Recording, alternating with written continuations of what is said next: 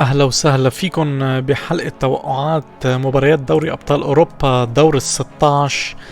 المباريات التي راح تبدأ نهار الثلاثاء 13 فبراير ونهار الأربعاء 14 فبراير، وتستكمل أيضا الجولة في الأسبوع الذي يليه، الثلاثاء 20 والأربعاء 21. في هذه الحلقة راح نتحدث عن توقعاتنا لمباريات هذا الأسبوع، وسيكون هناك حلقة أخرى لتوقعات الأسبوع المقبل. إذا مباريات هذا الأسبوع: يوم الثلاثاء كوبنهاجن يستضيف مانشستر سيتي، ولايبزيغ يستضيف ريال مدريد، باريس سان جيرمان يستضيف ريال سوسيداد، ولاتزيو يستضيف بايرن ميونخ.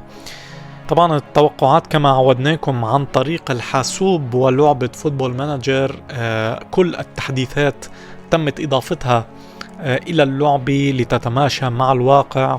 كل الانتقالات التي حصلت في فترة الانتقالات الشتوية تم تحديثها، واللاعبين المنضمين إلى الفرق تمت إضافتهم. رح خلونا نبدأ من المباراة الأقل إثارة إلى المباراة الأكثر إثارة. سنبدأ بمباراة كوبنهاجن ومانشستر سيتي، والكل يتفق أن مانشستر سيتي هو المرشح الأبرز، ونتيجة المحاكاة كانت 10 مباريات انتصر السيتي ب8 منهم، وكوبنهاجن استطاع الحصول على تعادلين و0 انتصارات. إذا مانشستر سيتي نسبة الانتصار 80% ونسبة الخسارة 0%. المباراة التي تليها ستكون مباراة باريس سان جيرمان وريال سوسيداد. ريال سوسيداد يعيش موسم ليس كالموسم الماضي، في المركز السابع في الدوري الإسباني حاليا، بينما باريس سان جيرمان يتصدر الدوري الفرنسي، وكل التوقعات تصب في مصلحة باريس سان جيرمان.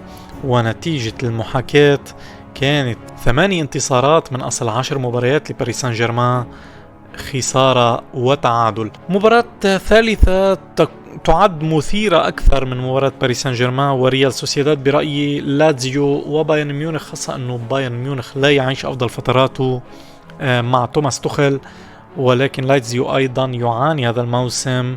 إذا بايرن ميونخ المتذبذب غير الثابت في هذه المحاكاة استطاع الانتصار خارج أرضه ب6 مباريات من أصل 10، تعادل مباراتين وخسر مباراتين. ولكن دعوني أضيف بعض الواقعية، لأنه خلال اللعبة لا أستطيع إضافة القدرة، الوضع الذهني للاعبين، الثبات التكتيكي إلى آخره. أعتقد أنه بايرن يستحق خسارة بعض النسب المئوية بترشيحه للدور الثاني، ومقابل 60% سوف أضع 50% انتصار لبايرن، 30% تعادل و20% انتصار للاتزيو. المباراة الأخيرة هي مباراة مثيرة جدا، لايبزيغ وريال مدريد، المواجهة التي تكررت كثيرا في السنوات الأخيرة في دور الأبطال.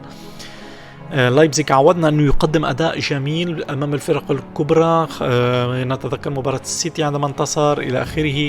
لايبزيغ في هذه المحاكاة أمام ريال مدريد النتيجة كانت مثيرة جدا جدا.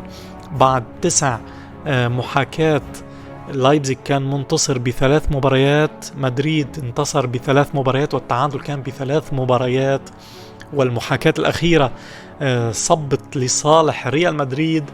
إذن ريال مدريد نسبة انتصاره 40%، 30% انتصار للايبزيغ، و30% نسبة التعادلات. مباراة متقاربة جدا. طبعا الحسابات على الورق أو المحاكاة عبر الحاسوب تبقى منطقية أكثر، ولكن على أرض الملعب كل شيء ممكن، خاصة مع الألمان. ننتظر مباراة مثيرة جدا يوم الثلاثاء بين لايبزيغ وريال مدريد. انتظروا هذه المباراة، وما تنسوا تضعوا بالتعليقات توقعاتكم لهذه المباريات، ونلتقي الأسبوع القادم لنتوقع سوية نتائج مباريات نصف الثاني من دور 16 بدوري أبطال أوروبا. إلى اللقاء.